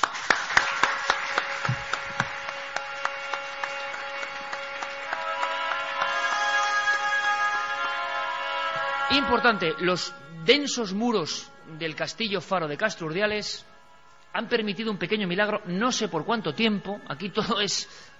y hace que el 27640 sea nuestra vía de contacto con el mundo, esté activa y vayan llegando mensajes. ¿Pueden enviarlos? Pues sí, ya pueden enviar los mensajes. 27640, palabra clave, milenio, espacio y vuestros comentarios, o también milenio3 con número @cadenaser.com. Hoy abiertas esas dos vías de contacto, Iker, que por el momento, bueno, nos están dejando que lleguen las opiniones y los comentarios de los oyentes. Por ejemplo, nos dicen, buenas madrugadas, Iker y Carmen, soy un vigilante que estoy trabajando en Castro, en la depuradora de agua que hay camino de Allende el Agua. Soy un gran fan vuestro, ojalá pudieseis pasar por aquí al finalizar el programa. Por la depuradora. Bueno, igual tiene misterio, uno nunca sabe dónde... Pues eso, que no ha podido venir a vernos Carlos, no dice que no cree que sea posible ya, que le encantaría. Bueno, Carlos, de verdad, si puedes pasarte por Carlos, aquí, claro que sí. Deja la depuradora un rato, que ahora no pasa nada, y vente a hacernos una visitilla. Nos dicen también una licenciada en Bellas Artes y Filología Latina que le encanta, como hemos descrito, el arte paleolítico, que por fin nos hacéis ver y sentir a la gente de estos tiempos como personas casi o muy similares a nosotros y no como salvajes, bueno, como veíamos. Es que eran como nosotros. Sí, pero y sabían algunas cosas más que nosotros, yo creo, pero bueno. David nos dice, después de tantos años de Milenio 3, mi historia preferida fue la del hombre pez de Liérganes. Bueno, vamos a hacer caso. ¿Cómo se llama este hombre? Que cuentes lo de las monjitas, David. Lo de las monjitas. Sí, la monjita que te dio... ¿De Liérganes? Sí, claro. Es una bella historia también, sí. Uno ya se va haciendo viejo, ¿eh? Pasó hace mucho tiempo. Pasó hace más de 15 años.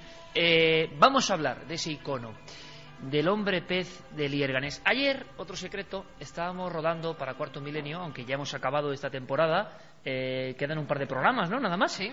Y regresaremos con muchos misterios, con muchas historias. Ya veremos lo que dicen los hados, dónde, cuándo y cómo. Pero... estuvimos rodando en el río Miera, estuvimos rodando en Liérganes, y yo cuando fui a Liérganes, ¿cuánta gente aquí ha estado en Liérganes? bien. Más manos Es estarán un lugar dadas que visitado. vuelvas, ¿eh? Y lo merece, ¿eh? Y lo merece. Y va a estar esta noche también el alcalde de Liérganes, una causa de fuerza mayor. Nos lo dice Ángel. nuestro amigo Joaquín de Diego, que ahora estará aquí. Le ha impedido estar. Pero Liérganes es una joya. O sea, es una joya. Y a veces la gente no entra dentro de Liérganes. Y es algo maravilloso. Y se está potenciando la historia del hombre pez, que estoy seguro de que aquí todo el mundo conoce, pero que tiene algunas cosas increíbles. Yo me encontré hace 15 años, lo tengo que decir, un Liérganes donde no todo el mundo apoyaba la historia del hombre pez, o donde a veces casi parecía que era mejor olvidarlo porque era una cosa muy extraña. Ese hombre que, según cuenta la leyenda y según cuenta el padre Feijóo, ni más ni menos, y tenía por aquí yo algún libro incluso del padre Feijóo, pero ya lo buscaremos, creo que lo hemos dejado en algún lugar, pero un libro donde había documentos concretos donde se hablaba de la historia de Francisco de la Vega Casar. Francisco de la Vega Casar, un individuo, un gran nadador, que al parecer desapareció en su pueblo de Liérganes, de sobra conocido para la gente de Cantabria esta historia, y reapareció en Cádiz a los 5 años. Dado por muerto, su madre recibe, María de Casar, la noticia de que evidentemente su hijo ha sido devorado por el mar Cantábrico. Pero ocurre algo, y ese algo es la irrupción de una especie de pez humano que coge trozos de pan y que empieza casi a querer ser capturado, porque fue una captura bastante fácil. En la bahía de Cádiz, ni más ni menos. Y nosotros viajamos hasta Cádiz para ver el convento de San Francisco. Y en aquel lugar de Cádiz se le hicieron exorcismos al hombre pez.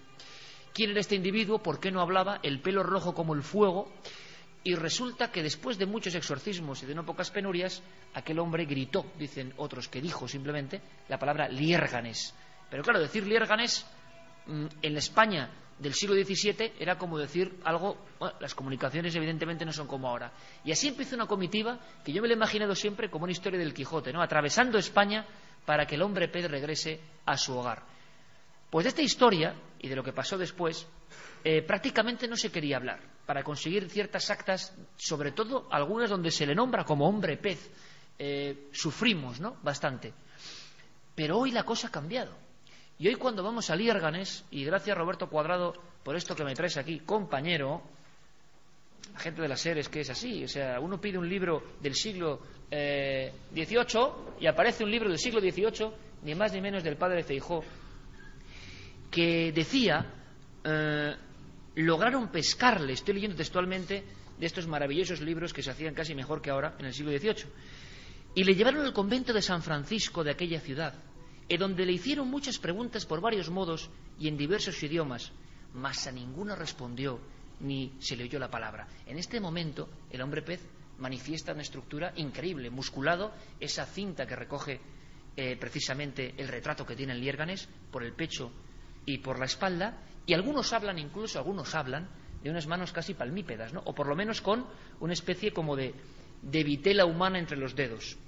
Y dice, de esta taciturnidad pasaron a presumir los sacerdotes estuviese poseído de algún mal espíritu, bajo cuyo concepto le conjuraron algunos religiosos, pero de nada sirvieron los exorcismos, ni se pudo salir de duda hasta que una vez se le oyó pronunciar Liérganes.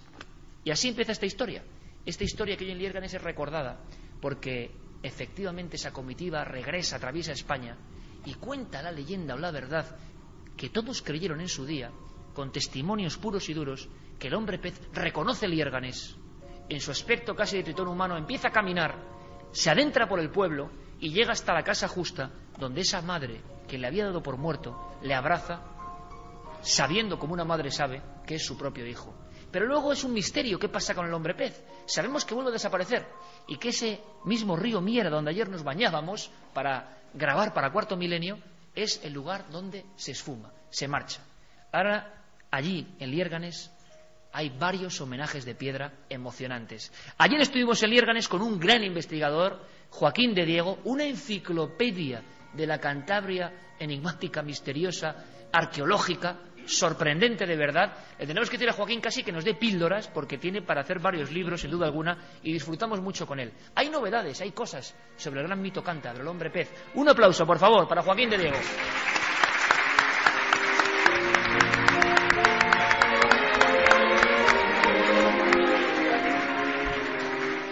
Y es que hoy tenemos la suerte, ¿verdad, Carmen?, de que estamos hablando de apasionados de la historia, ¿no?, y del misterio.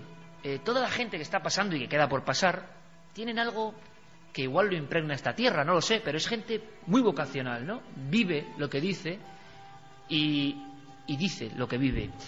Joaquín, el hombre pez, bueno, vienes lleno de documentos que son una auténtica maravilla, actas, porque claro, fíjate qué curioso, mucha gente en Liérganes incluso me decía, bueno, que era una leyenda más. Caramba, no todas las leyendas tienen nombres, apellidos, actas, y sabemos que el tipo en concreto tan extraordinario vivió de verdad. Eso es incuestionable. Sí, así es. El tema del hombre pez es una singularidad dentro de la mitología de Cantabria, porque es el único ser, junto con el Peche Nicolau, que es también curiosamente un hombre pez, en este caso siciliano, de 1488, que realmente existió. No porque la leyenda haya hecho que perviva, sino porque realmente hay acta de bautizo. Se sabe de quién era, como se suele decir en Cantabria, es decir, quién eran sus padres, más aún sus hermanos. Y hay actas, aquí he traído copia de cada una de ellas, de cada uno de los hermanos, incluso del acta de fallecimiento del padre. La historia del hombre pez todo el mundo más o menos conoce la historia del hombre pez. Sin embargo, a medida que te pones a investigar, van saliendo más y más cosas. De hecho, bueno, quién sabe si de nuevo, cuando se siga indagando, se puede encontrar alguna documentación nueva. Lo que no hay duda, Joaquín, y esto yo creo que es muy importante, es que es un hombre de carne y hueso, y quizá algún milagro más, como lo vemos ahí en esa escultura que me parece preciosa, en el río Miera, mirando de una forma melancólica el río donde desapareció, y que vivió. Lo que no sabemos es, por ejemplo, y la gente me lo ha preguntado, ¿hay sepultura, algún documento? Hay un documento, yo también lo encontré en su día, de como misas por su alma, ¿no? Esto sí es curioso. Sí, el hombre pez, hay que tener en cuenta que al ser una persona y entrar su vida fue tan azarosa y tan espectacular que entró dentro de la mitología de Cantabria, porque la mitología de Cantabria ya recogía la presencia y la existencia de hombres pez. Hay que tener en cuenta que estamos en Casturdiales, y en Casturdiales se encontró lo que se ha venido a denominar el Neptuno cántabro, que es una escultura precisamente de un diosecillo, de un ídolo marino, precisamente en una zona, Casturdiales, cuya ocupación es la antigua Flavoébriga, se remonta muchos siglos atrás, y en donde nos encontramos en Casturdiales. Yo he tenido la suerte de ser coautor de un libro de historia de Castro adaptada para niños, encargado precisamente por el ayuntamiento, en el que además, para los niños, que son los que todavía conservan esa capacidad de sorpresa, que es la que deberíamos tener todos, incluso hay menires, es decir, hay constatación de presencia y de ese concepto religioso que al final es una de las cosas que nos hace humanos, ese concepto de trascendencia. Y estamos precisamente en una localidad donde se encontró una referencia a un hombre pez. El Neptuno cántabro, que mucha gente yo creo que no conoce, fíjate, fuera de Cantabria. Pues sí, en Cantabria sí hay gente que lo conoce. Lamentablemente has apuntado muy bien, somos muy malos vendedores de lo nuestro. Entonces, afortunadamente, en Liérganes se nos dio la oportunidad de hacer un centro de interpretación, y ahí procuramos contar la historia del hombre, que supera con creces a la leyenda. Más aún, hay tantas aristas y tantas variables que la leyenda se entremezcla con la historia y no se sabe muy bien dónde empieza una y dónde Pero acaba. ¿por qué Joaquín se hacía misas por su alma? Que esto me extraña mucho. Hay documentos donde dice misa por el alma de Francisco de la Vega Casar, el hombre pez, y de su hermano, que cuando fue a buscarle en esos 5 años que desapareció también el hermano en la búsqueda. Pues sí, las misas por el alma es porque de hecho existen descendientes de la familia del hombre pez, y era además era, por decir de una manera, la misa por el alma de alguien famoso de su familia. Y además no solamente una persona famosa, sino que además tuvo una vida tan azarosa y tan peculiar que le hizo durante el siglo XVIII ser el objeto de la investigación, ni más ni menos, de uno de los grandes prohombres de la Ilustración española, que fue Fray Benito Jerónimo Feijóo, otro gran ignorado, lamentablemente, desde el punto de vista de la erudición en España. Y luego, a lo largo del tiempo, ha seguido siendo fruto de investigación, como por ejemplo el insigne Gregorio Marañón, que hizo... El doctor Marañón pensaba Joaquín, que era el hombre pez. Ahí es donde entra la información científico-médica de la que carecían con anterioridad. El hombre pez, a todas luces, parece ser, al igual que el famoso Peche Nicolau también, que tenía una serie de enfermedades asociadas al hipotiroidismo, es decir, una carencia de yodo que la madre durante el embarazo le provocó una serie de enfermedades. ¿Cuáles eran esas enfermedades fundamentales?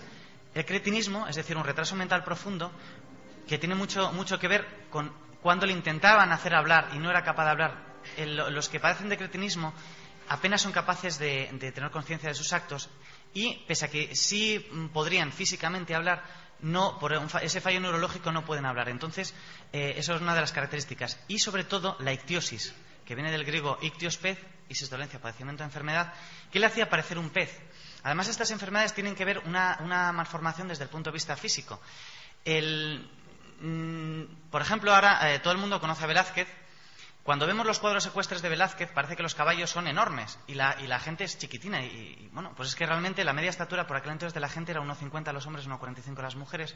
Y este señor mide, según las versiones, entre 2 varas castellanas, es decir, 1,67 o 6 pies castellanos, el 1,74. O sea, que es decir, un gigante de la época, casi. Efectivamente. Y coincide precisamente con aquellas malformaciones desde el punto de vista físico que aquellos que sufren cretinismo asociado a estas otras enfermedades suelen padecer enanismo o gigantismo. En este caso, a todas luces, sería gigantismo. Y a su vez, sobre todo lo que destacaba mucho era la ictiosis, esas escamaciones, como muy bien has apuntado, que era, para que la gente se haga un poco la idea, como una especie de psoriasis, pero en este caso con escamaciones verdeazuladas a marrones, que se iban y venían a lo largo del cuerpo, pero eran casi constantes. Las referencias eran todo a lo largo de la columna vertebral y desde la base de... Como dos cintas, ¿no? Eso es, Se dos está cintas de viendo escamas. además en pantalla, en la estatua que habéis puesto junto al río, en la columna, si os fijáis bien, se puede ver como escamas. Por eso le hacía parecer un hombre pez. Le hacía parecer un hombre pez. Y además, da la casualidad que hay un montón de variantes, de leyendas. ¿Por qué? Porque nadie conocía que tenía una enfermedad y se pensaba que había dos posibilidades exclusivamente. O que fuera un monstruo, o un ser marino, por lo tanto monstruoso, o bien que la madre, que es una de las muchas fuentes, dice, le maldijo. Bueno, pues la madre probablemente sería una santa y dudo mucho que le maldijera, porque entre otras cosas, cuando retornó al hogar, se hizo cargo y la abrazó como una madre. O sea que la cuestión es que este hombre pez se comportaba además. A lo mejor era complejo de culpa, porque nadie sabe, pero vamos, suena muy crudo decir una maldición de una madre, ¿no? Pero bueno, se creyó en su época. Sí, se creyó. Y más aún, parecía un pez y además se comportaba como un pez. Era capaz, se sabe, que era capaz de nadar largas distancias. De hecho, atravesaba la bahía desde Pedreña. Para aquellos que sean de aquí de Cantabria saben lo que puede ser nadar eso, sobre todo que la forma de nadar antiguamente era mucho más complicada, era lateral, una especie de forma de braza, lateral, por lo tanto había que estar mucho más entrenado. Y luego además se sabe que era capaz de bucear mucho. O sea, que antiguamente se nadaba de forma distinta. Sí.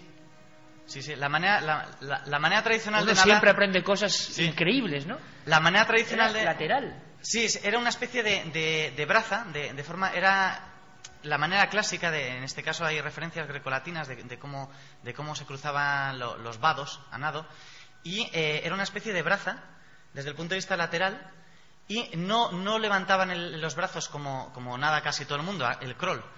Por lo tanto tenía mucha más. Y quizá de ahí viene su aspecto hercúleo que muchas crónicas destacan, claro, ¿no? De un tío fornido. Tú me contabas, Joaquín, una cosa que a mí me pareció muy curiosa. No se vuelve a saber nada del hombre pez, desaparece, se cansa de esa vida, no decía ninguna palabra o hacía acciones, pues eso, como de cretinismo. Cuenta la historia que decía pan o tabaco, pero que no tenía que ver a veces con la acción de fumar o de tomar pan, y se lanzó de nuevo al río Amiera, donde nadaba de pequeño, y desapareció. Y tú me contabas que había investigaciones que decían que se le volvió a ver, y esto me encantó, y uno de los lugares podía ser Avilés. Avilés, sí. De hecho, en el periplo, estos 5 años en los que no se sabe qué pasó con él, se dice que llegó fue nadando por el Mar del Norte, llegó hasta Inglaterra, hasta el Támesis, Dinamarca, incluso Holanda. Y de hecho, curiosamente, investigando y buscando las pesquisas, es precisamente en la Biblioteca Nacional de Londres donde se encuentra un libro, en la transcripción de un libro castellano, de un libro español del siglo XVIII, en el que además se incluyen testimonios orales de coetáneos, con la variante y la peculiaridad que precisamente muchos de esos testimonios chocan directamente con las evidencias. Como por ejemplo, hablando del padre, cuando hay una evidencia dentro del acta en la que se especifica que el padre había muerto meses antes de que él naciera. Por lo tanto, ya, si era poca mala suerte, encima nació hijo póstumo. Y más aún, leyendo el acta, lo puedo transcribir aquí, de hecho, podría pasarlo para que lo viera la gente. Bueno, pero iba a entender poco porque, desde luego, bueno, yo no entiendo nada. Es un lenguaje muy enrevesado, una escritura, mejor dicho, muy enrevesada. Vamos a ver. Hijo póstumo, y encima parece que el padre muere justo cuando él nace. Vamos a ver, leo. Francisco de la Vega. Vinieron las nuevas de la muerte de Francisco de Vega. Hoy, a la fecha de 1659 años, yo firmo ahora, Joan de la Rañada. Curiosamente, cuando habéis estado en el molino de Liérganes, donde hemos hecho el centro de interpretación, lo hemos elegido porque es el único sitio donde, con certeza, el hombre pez estuvo muchas veces. Hay distintas versiones de dónde era su casa natal, su casa materna, pero lo que está claro es que venía de una familia de labradores, como de la mayoría de la gente de aquel entonces, y tenían por narices que moler, y el único molino con cubierta por aquel entonces era ese. Por lo tanto, tenemos la seguridad de que muchas veces estuvo ahí. Curiosamente, viendo esta fórmula, vinieron las nuevas de la muerte de Francisco. Francisco era de allí y este era el sacerdote de allí. Y curiosamente leemos en este mismo otras actas de fallecimiento. Dice: falleció fulanito de tal el día tal. El siguiente falleció, etcétera, etcétera. Esta es la fórmula normal en la que se especifica en el libro. Claro, esto, Joaquín, sin verlo es complicado, ¿eh? Claro. Esto sin verlo es complicado. Pero bueno, ¿se le vio al hombre pez en Avilés? ¿Tú crees que sí o que no? Sí. No se sabe. Hay muchísimas referencias al respecto de si estuvo ahí o no. Oficialmente no hay ningún dato, y después de ese regreso al río en su pueblo natal, desaparece cualquier atisbo. Después del periplo enorme que tuvo, al cabo de estuvo 9 años en Liérganes de nuevo y desapareció. No se sabe qué pasó. Al igual que durante los 5 años, cuando estuvo, se metió en la ría de Bilbao y desapareció nadando, y curiosamente además fue a desaparecer para sobre todo alimentar más la leyenda, la víspera de la noche de San Juan, un día mitológico donde los años. 24 de junio desaparece en la noche de San Juan el hombre pez, cuando es un joven, y aparece 5 años después. Y después, en el río Miera, vuelve a sumergirse. En fin, quizá nunca sepamos la verdad del hombre pez. Lo que es cierto es que nadie puede decir que es solo una leyenda. Te voy a pedir, Joaquín, que te quedes un momento, porque ayer le estuve preguntando algunos lugares de Cantabria que hay que visitar, y me dijo él, bueno, tú quieres saber incluso lugares que dan impresión, ¿no? Y él está excavando, investigando, buscando arqueología, y evidentemente hay algunos lugares que dan bastante impresión y parecen bastante distintos al resto. Queremos conocerlos. Me gustaría hablar de otro tema, y para eso voy a invitar a un investigador. Yo lo conocí hace muchos años y lleva toda la vida con otros buenos amigos como Fernando Bustamante o Mariano Fernández Urresti, investigando en Cantabria un sinfín de cosas y sin ningún temor a adentrarse en el mundo del misterio. Hace 15 años ya va a cumplirse 16 aniversario de esta historia. Yo estaba en Garabandal y allí estaba José Luis Respuela, y allí estaba Miguel Blanco, y allí estaba Lorenzo Fernández, y allí estaba un montón de gente, y estábamos casi asistiendo a uno de esos extraños mensajes de Garabandal, porque decían que venía la señal del fin del mundo. Y Garabandal, en el aspecto religioso misterioso, en el aspecto del lugar de poder y en el aspecto de cosas muy raras que desde hace mucho tiempo pasan allí, puede ser también una página interesante. Pido un aplauso para un investigador que ha hecho muchas cosas de verdad muy, muy bien hechas aquí en Cantabria durante muchos años, que es José Luis Respuela.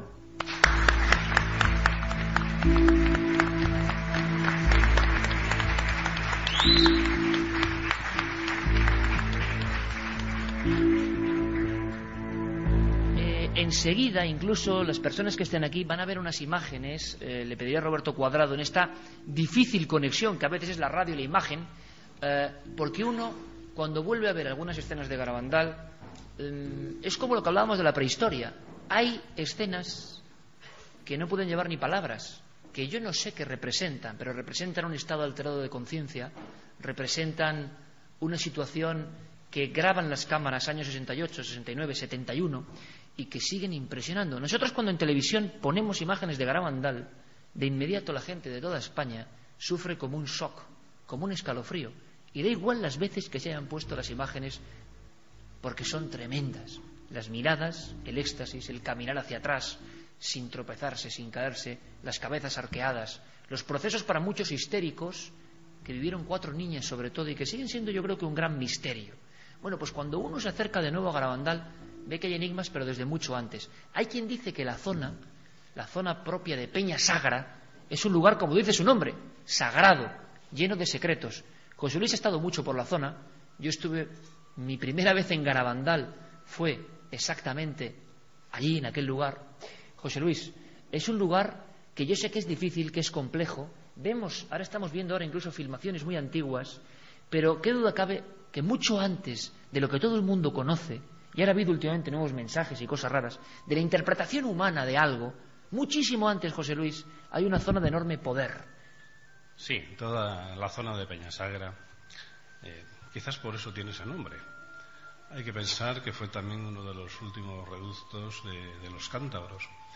Pero, aparte de lo que pudo suceder en Garabandal, en las apariciones, yo no entro si fue la Virgen o fue alguien que se disfrazó de Virgen y se lo puso de esa forma, haciéndose como eco un poco de las creencias de las personas del pueblo. Hay una cosa que es cierta: esa gente que vivió aquello tiene una seguridad absoluta en lo que cuenta. Yo sé que no dicen ninguna mentira, lo vivieron tal como lo cuentan y lo sienten. Lo que pasa es que qué pasó realmente, eso es difícil de saber. ¿Qué fue lo que vieron? Eso es muy difícil de saber. Lo que sí es cierto, toda aquella zona suceden cosas que tú sabes, que muchas veces hemos hablado de ellas, y hay lugares, no solamente en Garabandal, sino en las inmediaciones, sobre todo en la zona alta, ya a 1100 y pico metros de altura, en la zona de la pista que va subiendo hacia los altos, en que suceden cosas extrañas.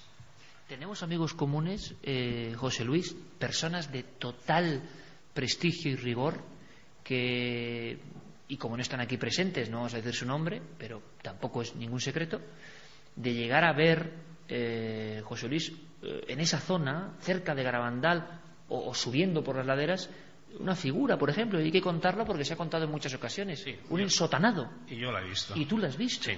Cuéntanos, por favor. La historia es un poco larga, pero de todas formas, resumiéndola, en cierta ocasión subimos 4 amigos y de donde está el pueblo de Garabandal hacia el monte que está encima, que está justo a 1000 metros, pues bueno, eso que nos dio la energía esa, la fuerza de decir, vamos a subir allí por algo, no sabes por qué. La verdad es que 2 no aguantábamos la subida y nos quedamos por el camino.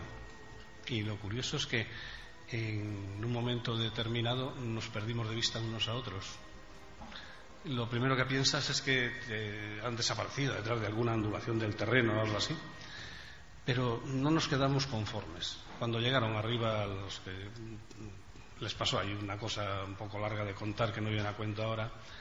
Y lo que sí es cierto es que a los 15 días decidimos volver, era en el mes de septiembre, a principios de septiembre, y decidimos volver para comprobar si realmente podíamos perdernos de vista. Y es imposible, no hay ninguna ondulación que nos haga perdernos de vista. Y entonces, para comprobar eso, en el sitio donde nos habíamos quedado, los que no fuimos capaces de subir, entre otras cosas por el tabaco, pues pusimos una bolsa de una butit muy llamativa, metida así en un brezo, y seguimos andando.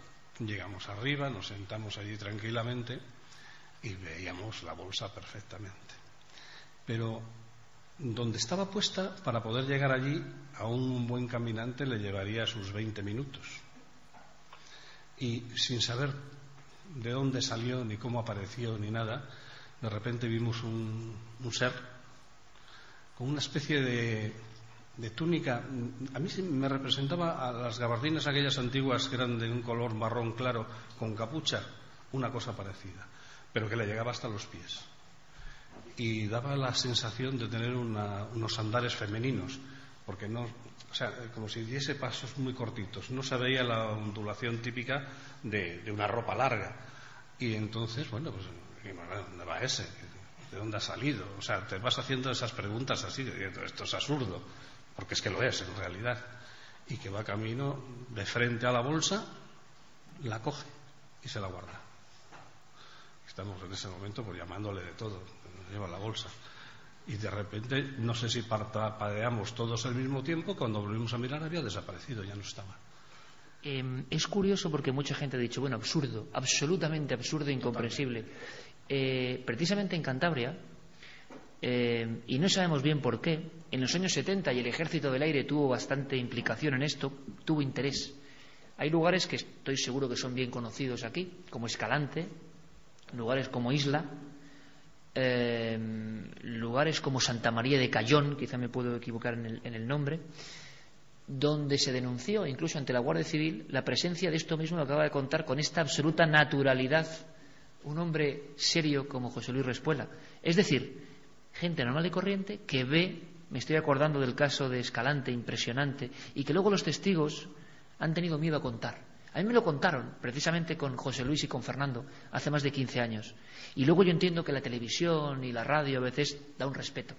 Me da mucha pena, porque ellos contaban con total honestidad esa visión de una figura idéntica, mucho más alta, entrando hacia el casco urbano de Escalante, mientras ellos iban a trabajar en aquel momento en la fábrica FEMSA de Treto. Y cogiendo la manija del SEAT 850, se quedan paralizados y ven algo que yo sé que es completamente absurdo, que es como si un sueño o una imagen paleolítica, como hemos visto antes, se mezclara con esta realidad. Pero hay lugares donde estas cosas, José Luis, pasan. ¿Cómo os quedáis? ¿Cuál es vuestra reacción? De momento es curioso, porque tienes unas reacciones que no son lógicas tampoco, porque deberías de reaccionar de otra forma. Sin embargo, te quedas como diciendo, bueno, esto no tiene ni pies ni cabeza. ¿Qué hace ese tío ahí? Lo primero que piensas. Y después vas... ¿Dónde se ha metido después, sí, no? Después vas sacando conclusiones. Y entonces te vas como recordando, rebobinando en tu mente detalles que primero no te has fijado. Es que no andaba, se deslizaba por encima de los brezos. Y con unos faldamentos que le llegaban hasta los pies, andar en un monte con brezos es bastante difícil. Pues nada, no se tropezaba en ningún sitio. Era curioso. De todas formas, allí en esa zona, ese personaje le han visto bastantes más personas. Vamos a ver más cosas, que a mí me interesa mucho, algo que no es muy conocido y quizá luego con otros amigos podamos salir de dudas. En esa zona precisamente, que es como, muchos hablan del último pueblo de Cantabria en el sentido de que uno ve el mapa, ¿verdad? Y Garabandal queda como un ramal que sale metiéndose en lo más profundo de las montañas, en esta zona sagrada desde antiguo. Y a mí, ¿qué nos ha llamado la atención siempre, Carmen de Garabandal? Especialmente, al margen de los misterios, los mensajes, las imágenes impresionantes, ha habido una cosa de piedra que a mí siempre me ha llamado mucho la atención en Garabandal. Mucho. Sí, ahí lo estamos viendo, unos extraños símbolos, como unas cruces, abajo tiene una especie de triángulo, o el sostén de la cruz, y unas caras además que con nada, con 3 rasgos, unos ojos, una boca y una nariz, que parece larga, pues se dibujan en algunas fachadas de algunas de las viviendas, no en todas, ni mucho menos. Están repartidas además por una zona muy determinada de Garabandal y nunca hemos sabido, mira que hemos preguntado, ¿verdad?, a especialistas y ahora vamos a preguntar. Nos han dicho de todo, pero son unos rostros muy extraños especiales y además con símbolos muy raros. Incluso se podía ver una serpiente que se dibuja. Hay algunos investigadores de la historia en Cantabria que hicieron ciertos libros convencidos de que Peñasagra era casi un foco para la humanidad, y a mí me parece muy bien y me parece muy respetable cada uno, pero es verdad que decía, algunos signos parece que recuerdan a Adán y Eva y cosas de ese tipo, la serpiente. Yo no sé, José Luis, si esta otra parte del misterio de Garabandal, que casi nadie toca porque ha sido ensombrecido por las apariciones de la Virgen, el pasado profundo. Algunos piensan que antes del cristianismo y recristianizado después con otros signos, reutilizado, ¿se sabe algo concreto? No, concreto no se sabe nada. Lo que sí es cierto es que esas piedras no pertenecen a las edificaciones de donde están ahora. Son piedras mucho más antiguas, recuperadas de otras construcciones más antiguas. Pero no solamente están estos grabados que se ven en las piedras que han recuperado y que han utilizado. Cogieron de algún sitio y colocaron ahí, ¿no? Como un friso. Porque es que si se patea un poco aquella zona, en rocas que están en mitad del monte también se encuentran cosas grabadas algunas veces. Más arriba de Garabandal hay una piedra plana bastante grande. Bueno, eso tiene una leyenda bastante grande en latín, antiguo, pero aparte de eso hay discos grabados en las piedras, pero discos perfectos, que por supuesto que el que lo hizo se tuvo que tomar una molestia bastante grande, y están perfectamente grabados, y se encuentran muchas cosas de esas.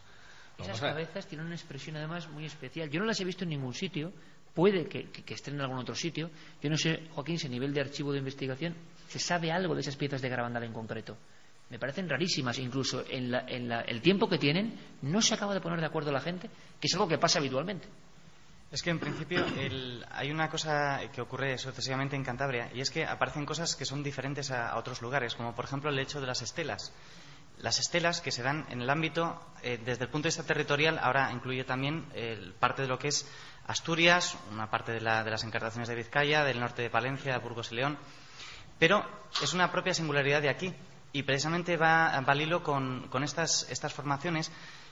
Posiblemente a caballo entre... Hay un gran debate, como siempre, cuando se encuentra esto, si por ejemplo las estelas son medievales o son de edad antigua o no.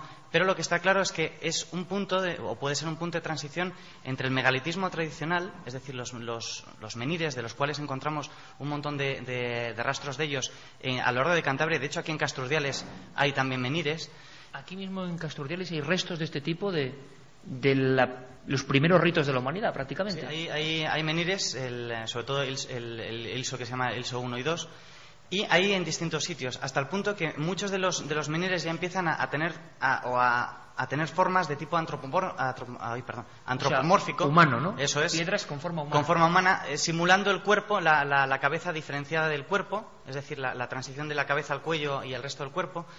Y la tradición en Cantabria, desde el punto de vista de la plasmación de la religiosidad en piedra, es algo constante. No solamente desde Altamira, casi a lo largo del tiempo nos lo encontramos sucesivamente. Por ejemplo, en una de las fotos que acaba de sacar, curiosamente, y en relación con lo del hombre pez, aparecen 3 cruces. Y lo visteis ayer, justo junto a la puerta, aparecen, en este caso, grabadas. Dentro del molino del Centro de Interpretación del Hombre Pez. Eso es, que es de unos signos. 1677. Son 3 cruces más luego una que está cortada. El tema es que la mayor parte de las cosas, y bueno, tenemos aquí un experto en estelas y en megalitismo, en fin, son siempre teorías. Y eso es una cosa también muy buena, porque te deja la propia sensibilidad y tu propio sentir creer un poco lo que te pueda parecer. Pero hay una cosa que has dicho, Joaquín, que es interesante, lo veíamos antes con la cara de esa cueva, vamos a decir, apócrifa, que no le hacen caso, de Castrurdiales, que en Cantabria, vamos a ver, yo no hablo aquí de hechos diferenciales ni mucho menos, y que nadie me tome por el asunto político, porque por fortuna yo no tengo que hablar de política, pero sino de cosas que creo que son hasta más importantes a veces. Hay unos fenómenos de la antigüedad muy singulares, y en el tema del misterio, inclusive las apariciones, también hay una fenología muy singular. Bueno, mejor a la vuelta os vamos a contar los últimos mensajes de Garabandal. ¿Tú recuerdas, José Luis, aquel día que era el fin del mundo? Sí. ¿Te acuerdas que estábamos tú y yo allí?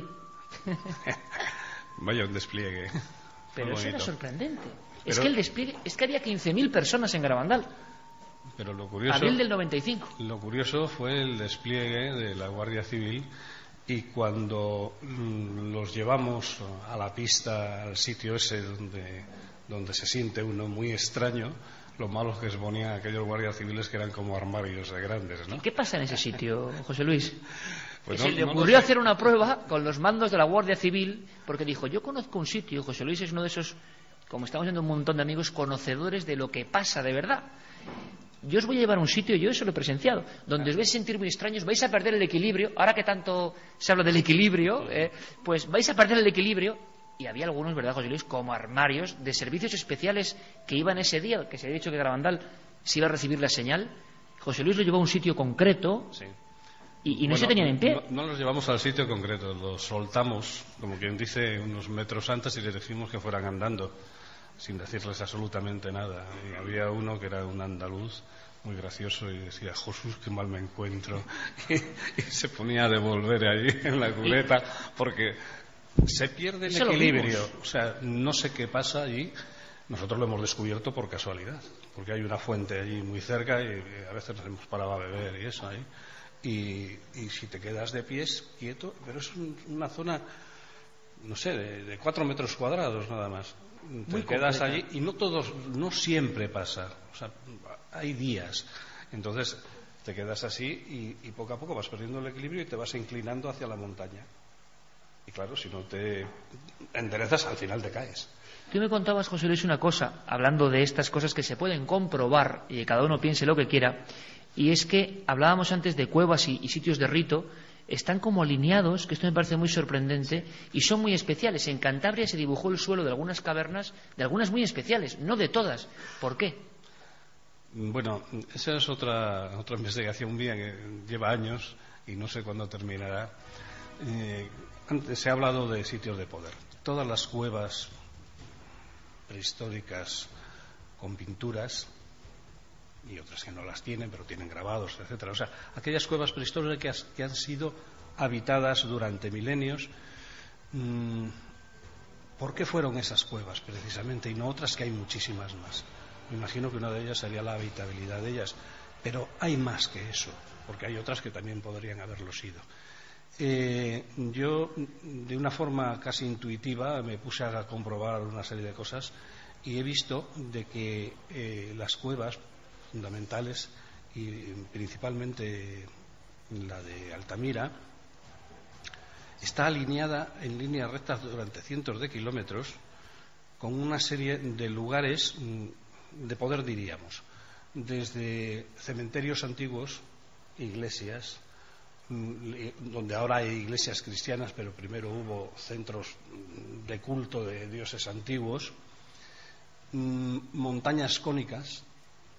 Como el castillo, por ejemplo, que parece una pirámide de piedra. Pero fíjate, hay otra ahí muy cerca de Altamira, que se llama también el Monte del Castillo, Pico Mispieres, que también pasa por allí, entre otros sitios, por la iglesia parroquial de Polanco, que fue posiblemente un sitio de culto al dios solar, a Helios, y pasa también por encima de la cueva del Pendo, pero exactamente por encima, y por una serie de ermitas de nombres curiosos.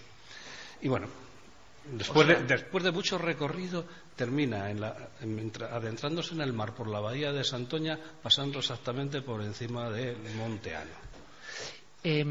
Líneas de poder, ¿no? Y la sensación de que hay lugares que están ordenados de una forma, que nos cuentan cosas, y como os ha contado José Luis, donde se sienten cosas.